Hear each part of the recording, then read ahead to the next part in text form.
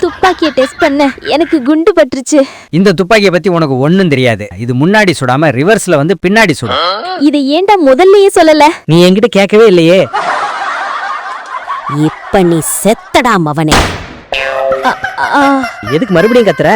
மறுபடியும் அடிபட்டுருச்சுடா பாவி. நான் தான் அப்பவே சொன்னேனே, இந்த துப்பாக்கிக்கு முழு பேரு குலிங் ஜிங்க் வாய். இது முதல்ல பின்னாடி தான் சுடும், அதுக்கப்புறம் தான் முன்னாடி சுடும். அட நாயே, அதையாவது முன்னாடியே சொல்லி இருக்க கூடாதடா.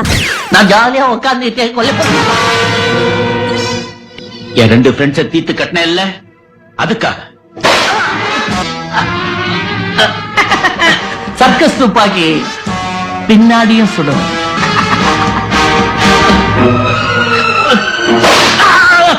முன்னாடியும் சுடும். இப்ப ஸ்கிரீன்ல ஓடுற இந்த 2 சீனும் அச்சசல் அப்படியே இருக்கா? கவனிச்சிங்களா?